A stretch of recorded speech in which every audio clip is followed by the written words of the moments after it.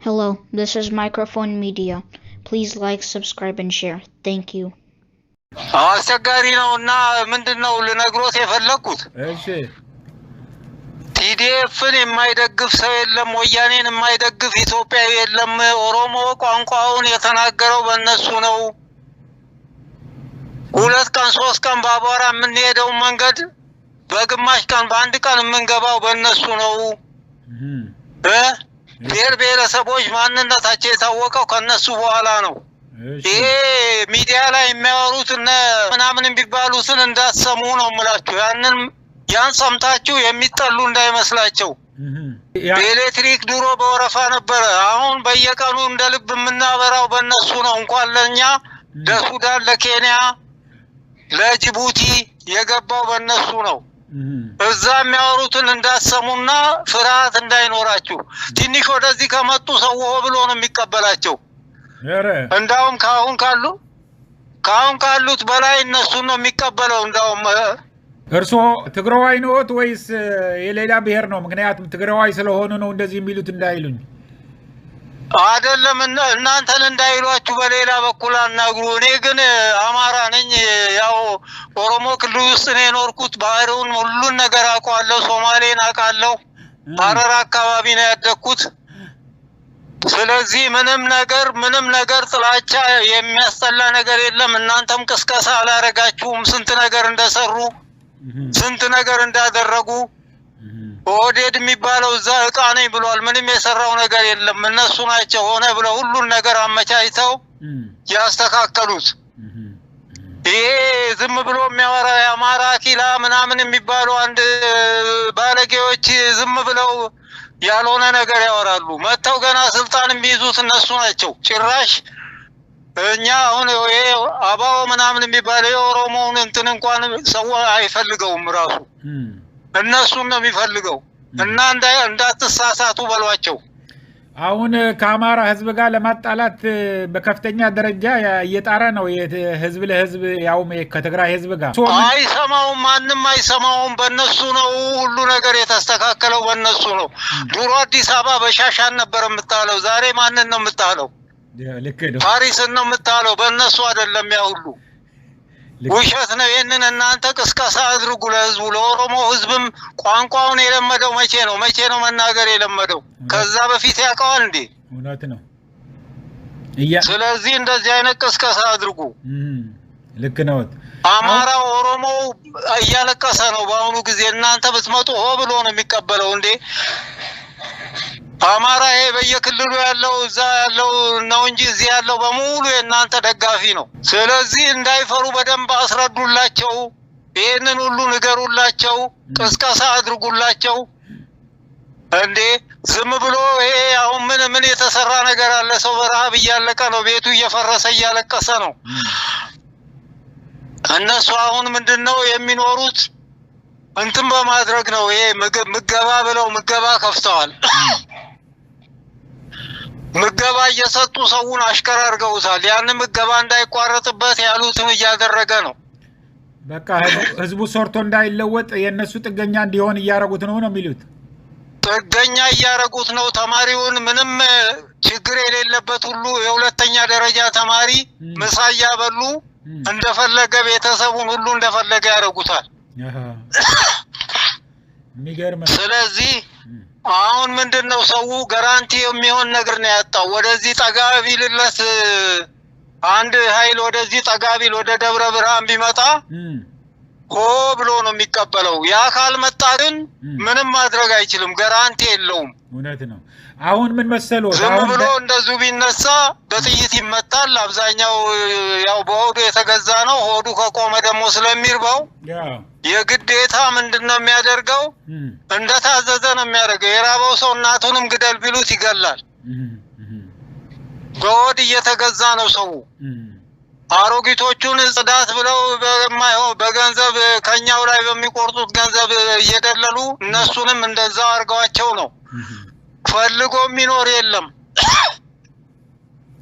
የሚገርም ነው። አሁን ታዲያ እነዚህ የሱ ቡችሎች የሆኑ ሲጮሁ የሚውሉት እዛው ድርሽ ብትሉ ውሸታቸውን ነው እነሱ ኃይለ ሥላሴም ሲጮህ ቆዩና ኃይለ ሥላሴ ልክ ሲወድቅ ይገደል ሌባ ማለት ጀመሩ።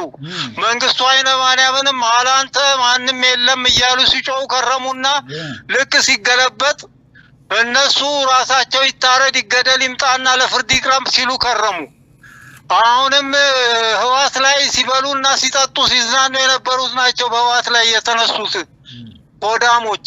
አሁን ከዛ ትንሽ ወደ ደብረ ብርሃን ስትደርሱ እነሱ ናቸው አንገቱ ይቆረጥ ምናምን የሚለው። አሁን ህዝቡና አሚሉኝ ያሉት የፈለገ አብይ አህመድ የዞረ ቢናገር ተጣሉ እንደዚህ ያርጓቸዋል እንደዚህ እየፈጠረ አዲስ አበባ እንዳይገባ የአማራ ህዝብ የከለከለ ሰው እንደዚህ ያለ ነው። ምንድነው አስተያየቱ የአማራ ህዝብ ታዲያ? የአማራ ህዝብ ወደዚህ የመጣ እንደሆነ ግን ሁሉም ኦሮሞ ማንኛውም አማራው ምን ሁሉ ሆ ብሎ ነው የሚቀበለው። ምንድነው አሁን ጋራንቲ ስላጣ ነው ወደዛ እንትን የማይነሳው። የአዲስ አበባ ሰው ጋራንቲ አጥቶ ነው የማይነሳው። ወደዚህ ጠጋ ሚል ህዋት ወደዚህ ጠጋ ቢል ሆ ብለን ነው የምንገባለት። እኛ እነሱ ናቸው ትልቅ ደረጃ ያደረሱት እና ህዝቡ የአዲስ አበባ ህዝብ ጉድጓዱ ቆፍሮ ይጨፈጭፋቸዋል። ብዙ የኦሮሞ ወጣት ሸገር ከተማ ላይ ያለ ምናምን ይባላል። ምንድነው ውስጥ እውነትነት አለው? ውሸት ነው። አጠገቡ ያሉት እነ ጌታቸው አሁን ካንጀታቸው አይደለም የሚደግፉት። እናንተ ራሳችሁ ጌታቸውን አትስደቡ፣ አትናገሩ፣ አትቃወሙ፣ ጻድቃንንም አትቃወሙ። እነሱ ካንጀታቸው አይደለም የሚደግፉት። ሚስጢሩን በደንብ የሚያውቁ ሰዎች ናቸው። እንዳውም እናንተ ስትሰድቧቸው ሹመት ይሰጧቸዋል። እናንተ ከወደዳችኋቸው ጥሩ ናቸው ምናምን ካላችሁ ይጠረጥሩና ወይም ይጠረጥሯቸዋል፣ ለመያዝ ይሞክራሉ። እነሱ ደግሞ ወደዛ ለመግባት ይሞክራሉ። ከሰደቧቸው ግን ትግራይ እና አማራ ትንሽ እልህ ስላለበት ይለይልኝ ብሎ ወደዛ ነው የሚገባው። ስለዚህ አለመስደብ ነው። መስደብ ምንም ጥቅም የለውም። ልክ ነው። አሁን ምክክር ኮሚሽን ምናምን ተብሎ ህገ መንግስት ለማፍረስ እኔ እኮ ግራ ነው የሚገባኝ። ውሸት ነው። እየፈረሰ እኮ ነው እኮ እዚህ ሲደርስ ይኸውና አሁን እየፈረሰ ነው እኮ። አልተስማሙም። ራሳቸው ኦህዴዶች እንኳን አልተስማሙም። እርስ በርስ እየተባባሉ ነው። ሁለት ሶስት እየተከፈሉ ነው። ኢሊቶች እነ ጆሃር እና ምናምን ሁሉ አሁን እየተገለበጡ ነው። ግን ሰው ድሮ ባደረጉት ባለፈ ነገር እየተናገራቸው ያስቀይማቸዋል። እነሱን ሲያስቀይም ጠቅላላ ኦሮሞም አብረው እኔንም እንደዛው ነው ይልና ወደ መጥፎ አስተሳሰብ ይሄዳል እንጂ በሙሉ ማንም ስሮ የቆመ ሰው የለም። ሰውየው እንዴ ምን አግኝቶ እዛ ይቆማል? እስረኛ ነው፣ ታጋች ነው፣ ታግቶ ነው ያለው። ታጋቾች ናቸው እኮ አርገው ያሏቸውን ነው የሚያደርጉት እንጂ ወዶ ይሄንን ስርዓት ወዶ የሚደግፍ ያለ አይመስለኝም። እኔ በፍጹም ውሸት ነው። እውነት ነው የሚሉት ያሉት። እኔ ብዙ ሰዎች ይልኩልኛል ከየከተማው አፈረሱብኝ ኮሪደር ብለው አፈናቀለው እንዳንከራይ ደግሞ አስከለከሉን። እንደዚህ አይነት ሰው እንደዚህ አይነት ሰይጣን የሆነ የ13 የ12 ዓመት ህፃናት ሳይቀር እያፈሰ እየወሰደ ነው እያሉ ነው ያሉት። እና እርስዎ ምን ይላሉ? አለው እንደዛ አይነት አለ ይሰማሉ እንዴ? እኛ ውስጣቸው ነው ያለነው። ቋንቋውንም ከነሱ በላይ ነው የምንችለው። እና እነሱ አሁን አፈናቀልን አይደለም የሚሉት፣ ወደ ዱሮ ቦታቸው መለስናቸው እንጂ አላፈናቀልንም። ተፈናቅለው እኛ ጋር ነበሩ፣ አሁን ወደ ነበሩበት መለስናቸው ነው የሚሉት። እዛ አይነት አስተሳሰብ ነው። ገና የሚቀር ሰው የለም እዚህ። ትግራዩም ምኑም እዚህ አይቀርም፣ ገና ይሄዳል። ይሄ ወልቃይት ምናምን የሚሉት መሬት በሩ አይሄድም፣ የትም አይሄድም። ነገ ይደረሳል። ተስማምቶ እዚህ ቤተ መንግስት መግባት ብቻ ነው የሚያስፈልገው። አማራና ኦሮሞ በደንብ አድርጎ ቀጥ አድርጎ ስርዓቱን አስጠብቆ ማስተዳደር ነው ያለበት። እና አሁን ወልቃይትና ራያ ምናምን የሚሉት ብቻ አይደለም። ሐረር ለምሳሌ ለሁለት ነው የሚያስተዳድሩት፣ ኦሮሞና አማራ እንትን አደሬ። ድሬዳዋ ለምሳሌ ሶማሌና ኦሮሞ ነው የሚያስተዳድረው። እየተፈራረቁ መኖር ይቻላል። አማራና ትግራይ አንድ ዘር ነው። ምን የሚለይ ነገር የለውም። እውነት ነው። ስለዚህ እነሱ እንዲተባበሩ፣ እነዚህ የትግራይ ተወላጆች ደግሞ ሰው በጣም የሚወዳቸው ደጎች ናቸው። እኔ አውቃለሁኝ። እዛ ለስራ ሄደው አንሄድም ሲሉ ቆይተው ሂዱና ሞክሩና እስቲ ካልሆነ ትመለሳላችሁ ያልናቸው ጓደኞቻችን ትግራይ ሄደው ተቀጥረው እንዳውም ሁለተኛ ሌላ ሀገር አንሄድም ብለው እዛ የቀሩ አሉ። ደግ ህዝብ ነው፣ ያገኘውን አብልቶ የሚኖር ነው። ረሃብን ታግሶ ውሃን ታግሶ ጥምን ታግሶ ያንን የመሰለ መንግስት የጣለ ነው። ውለታው ሜዳ ላይ መጣል የለበትም። ገና ኤርትራንም ቢሆን ሽብርተኛ ነው ብሎ ነው የጋበዘው። ሽብርተኛ ደግሞ ከተባለ ድንበር አግደው መጥቶ አግዟል። በቃ እሱ አለፈ ይቅር። ልክ ነው። ሽብርተኛ ነው ብሎ አምጥቶ ጋብዞ ሰላማዊ ሰዎችን ሲቪሎችን አስጨፍጭፎ ከዛ በኋላ ውሸቴን ነው ብሎ እንደገና አይደለም ያለ ሰው ነው። ይሄ በዓለም አቀፍ ደረጃ ህግ ቢኖር ኖሮ በስም አጥፊነት በጦር ወንጀል የሚታሰር መንግስት ነው። እነዛን የመሰሉ ዲፕሎማት ሰዎች እነዛን የመሰሉ አገርን እንትን ያደረጉ ሰዎች 17 አመት ጫካ የኖሩ ጦማቸውን እንትን ይያሉ ነፃ ያወጡ ሰዎች እንደዚሁ ተገለው መቅረት የለባቸውም። እነሱ ሁሉ ገና ይወጣል እንትናቸው። እውነት ነው ጋሽ፣ እውነት ነው። በጣም ትልቅ ነገር ነው። አሁን አዲስ አበባ መሀሉን አሁን ባዶ ሆነዋል አሉ። አፍርሶ ጨርሶ እንዳለ ህዝብ በትኖታል። የፒያሳው ወደ በተለያየ ቦታ ይበትናቸዋል። አንድ ላይም እንዳይሆኑ ሆን ተብሎ በቃ አንድ ሰው አይቀርም። አሁን አፈናቀልን አይደለም የሚሉት ወደ ነበሩበት ወደ አማራ ክልል ከመጡበት መለስ ናቸው ነው የሚሉት። ብስራተ ገብርኤል የሚባል አካባቢ አለ። በዚህ ብስራተ ገብርኤል አካባቢ ምን የመሰለ ቪላ ቤት ለባለስልጣኖች ደርግ የሰራውን እየሸጡት ፎቅ እየተሰራበት ቴምር ሪል ስቴት ምናምን የሚባሉ እየሸጡት እየጨበጨቡት ነው።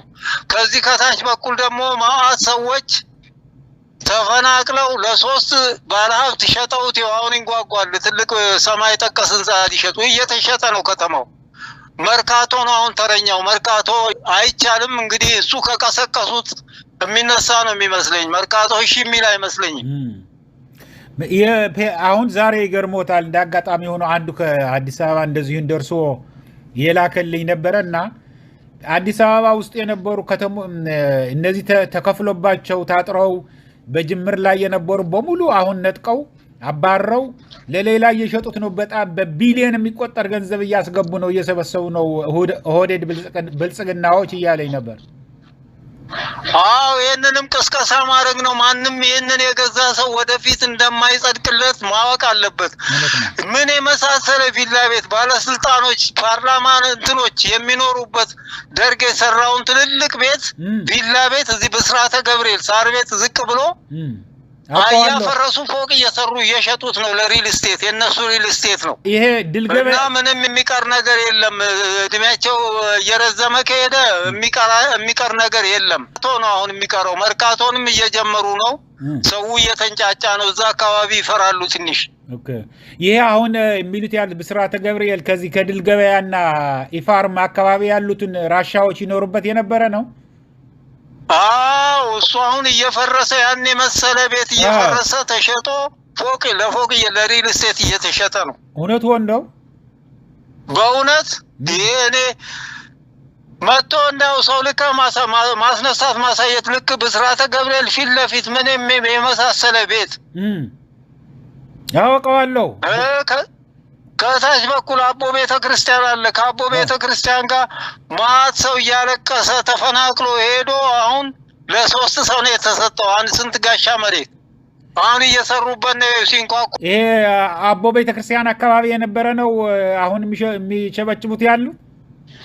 አዎ እንዴ ትምህርት ቤት ሁሉ ፈርሶ እዚህ ሰፈረ ገነት የሚባለው ትልቅ ትምህርት ቤት ነበረ። ምንድነው የሚባል ትምህርት ቤት እሱ ሁሉ ፈርሶ ሪል ስቴት እየተሰራበት ነው።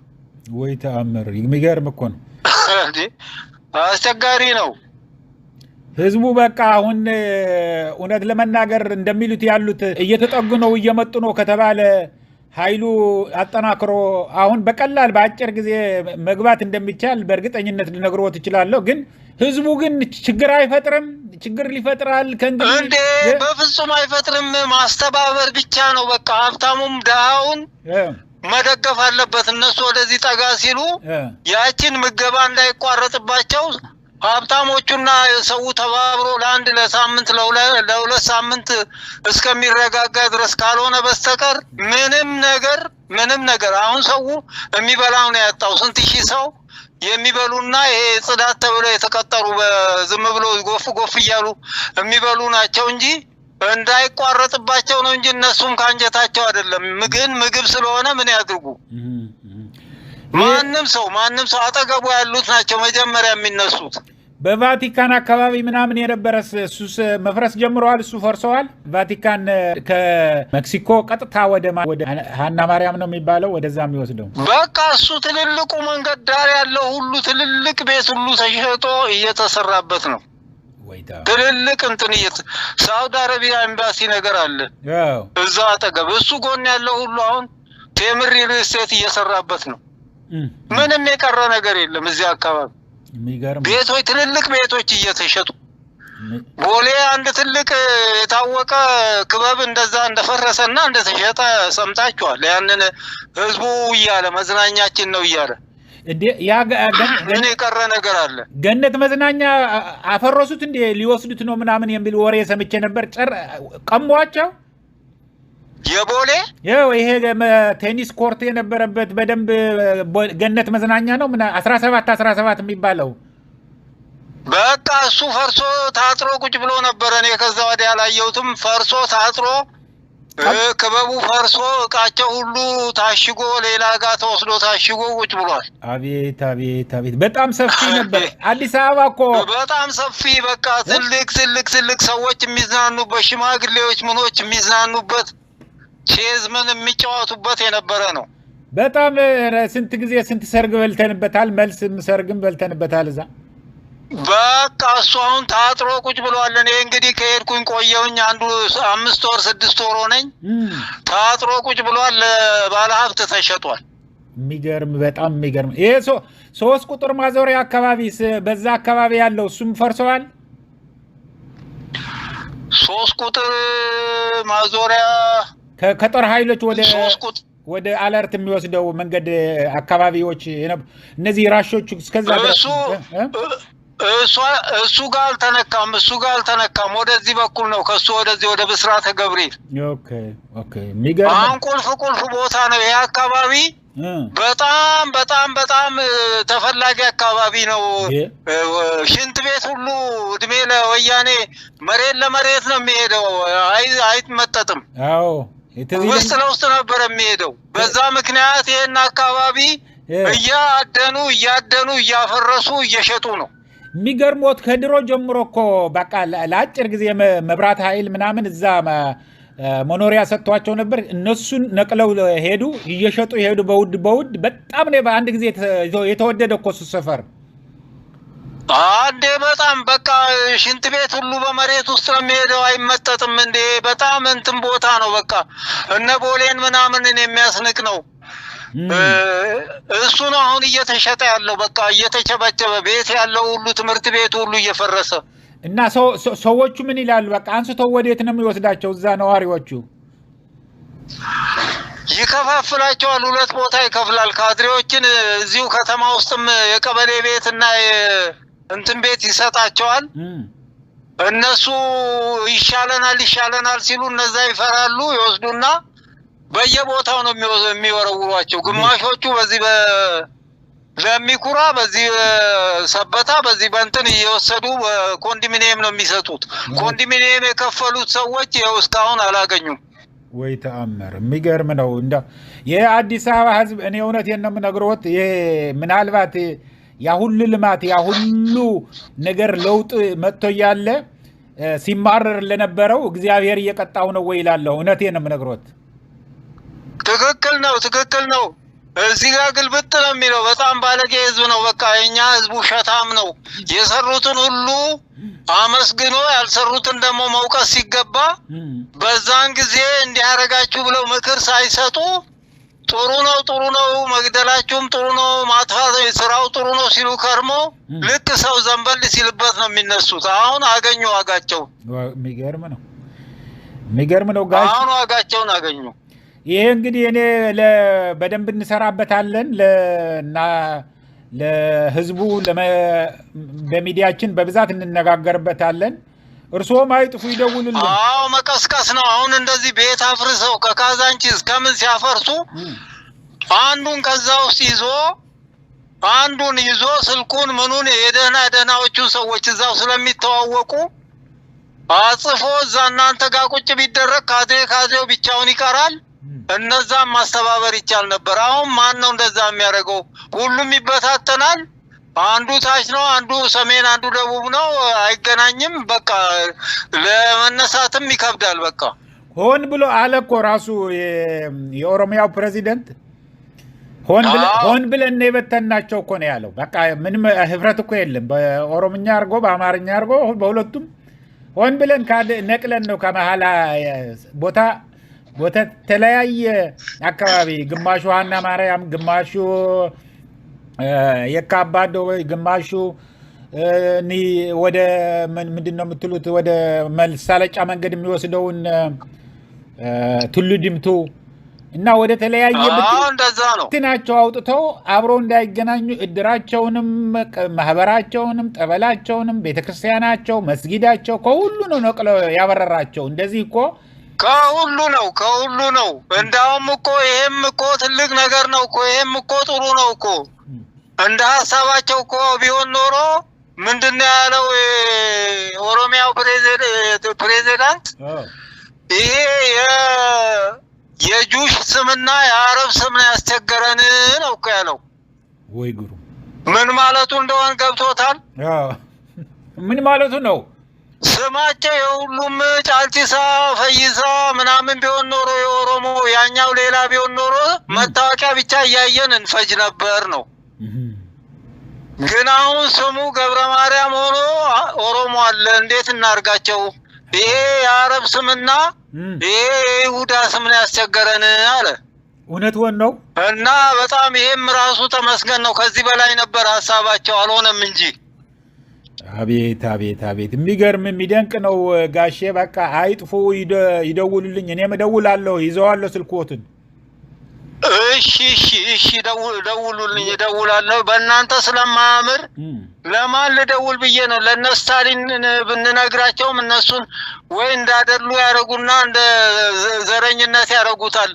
ደህና ሚዲያ ቢኖር በነዛ በኩል ቢነገር ጥሩ ነበረ። እንደዚህ አይነቱ ነገር ሰዎቹን ማንም ነው የሚፈልጋቸው። ማንም ለነሱ ብለን አይደለም የምንፈልጋቸው። የሰሩት ስራ ነው። የሰሩትን ስራ እያየን ነው። አዲስ አበባ ማን ነበረች? ዛሬ ማን ነበር? ማነች? ስንት ዩኒቨርሲቲ ነበረ? ዛሬ ስንት ዩኒቨርሲቲ አለ? ቴሌ ምን ያህል ነበረ? አንድ ቴሌፎን ለማስገባት የገመዱን ስንት ሚሊዮን ብር ነበረ ጉቦ ተከፍሎ። ሀብታም ነው እንጂ አያስገባም። ዛሬ እንዴት ነው? ይህንን ሁሉ እየተናገረ የሚያብራራና የሚናገር ሰው ያስፈልጋል። እነዛም እንዲሰሙት ያስፈልጋል። ሰው ይጠላናል ብለው እንዳያስቡ። ባለፈው በግርግር በሆያ ሆዬ ነው ሰው ይመቱ ይገደሉ ያለው እንጂ ማንም እንትን አላላቸው። ትክክል ነው ጋሼ። በቃ ደውላለሁኝ። አመሰግናለሁ በጣም። እሺ ደህና ሁኑልኝ። እግዚአብሔር ይስጥልኝ። እሺ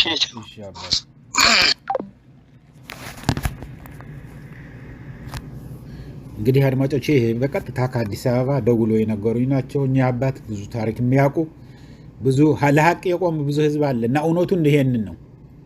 መላው ኢትዮጵያ ውስጥ ያላችሁ አድማጮቻችን አዲስ አበባ ያለውም ይሁን ኦሮሚያ ያለውም ይሁን ደቡብ ህዝብ ያለው ፎርቶ ነው እንጂ እድል ቢያገኝ ምን ያህል እንደሚቆጭ ነው የሚነግሩኝ ያሉት። እና በቃ ለአሁኑ እዚህ ይበቃናል አድማጮቻችን። እስከሚቀጥለው ጊዜ ድረስ ሰላም፣ ደህና ዋሉ፣ ደህና ደሩ። ቻው።